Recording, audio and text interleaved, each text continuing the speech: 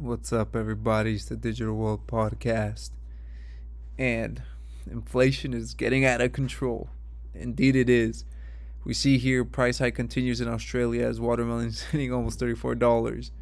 I don't know, you know, if how accurate this is, but we know that the prices of things are increasing dramatically, and so it's gonna continue to go up in price. This is why I keep talking about preparation. Preparation is key. Now we see here thermal coal prices, and here you see Wall Street Silver talking about, everyone's talking about natural gas and the increase in prices because we currently see what's happening in Europe.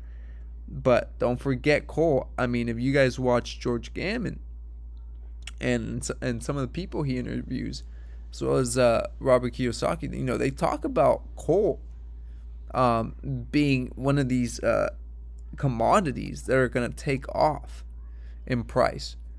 And so a lot of people treat it as taboo. The markets are saying, oh, it's not good for the climate. But here we see that they're going to end up using it. Yeah, I believe George Gammon's talking about one of the stories from Jim Rogers, and how people were demonizing lead back in the, I believe, late 90s, early 2000s. And lead took off, and Jim Rogers was able to make a profit off of that. So just like they're demonizing coal right now, I mean, they're going to need it in parts of Europe and different parts of the world. And it's going to take the price straight up.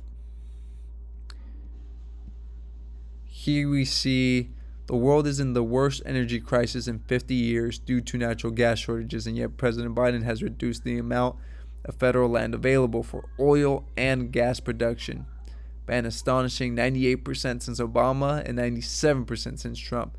No president has leased less since World War II.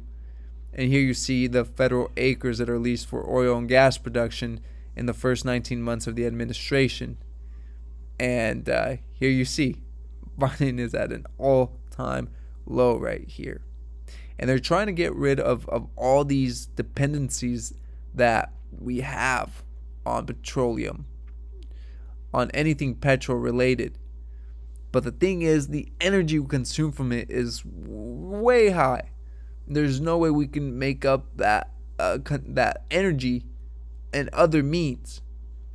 And so what you're going to see is we're going to go back to 1800s type periods where we're going to suffer a lot. There's going to be a lot of pain. And they're telling you, I mean, you hear it straight from Jerome Powell. The average American household is going to feel pain. And this is what is coming down the pipeline.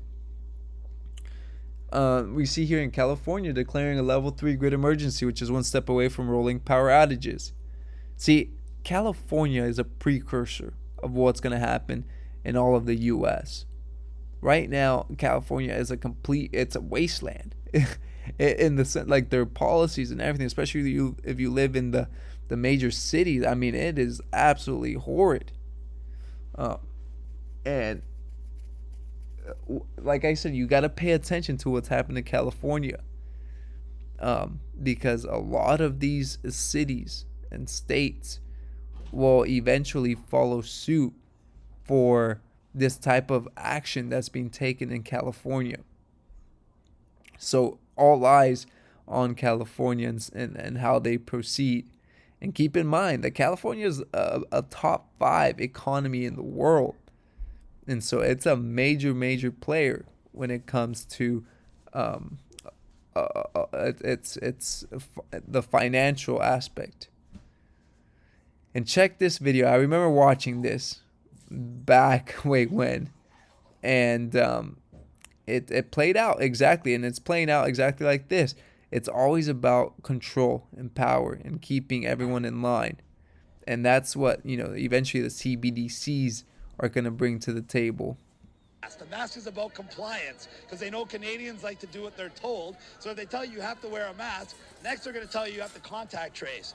Then they're going to tell you have to take the vaccine.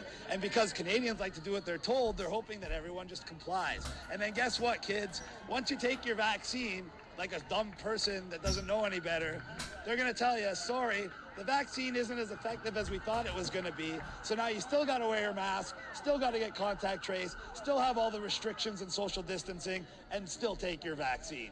And then what did you get out of all of this? You got a whole year where you weren't allowed to travel, your business was closed, they took your rights and freedoms, they forced a vaccine on you, and what happened?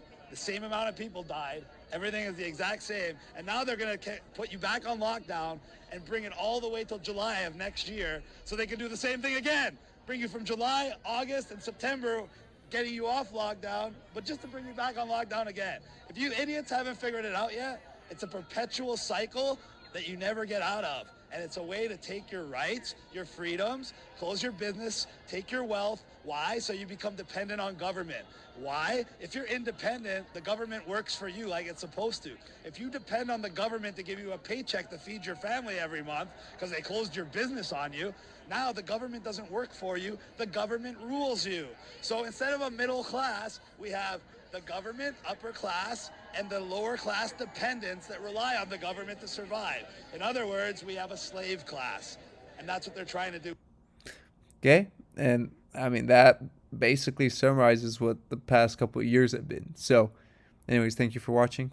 Like and subscribe to the channel. It's the Digital World Podcast, and I'll see you in the next episode.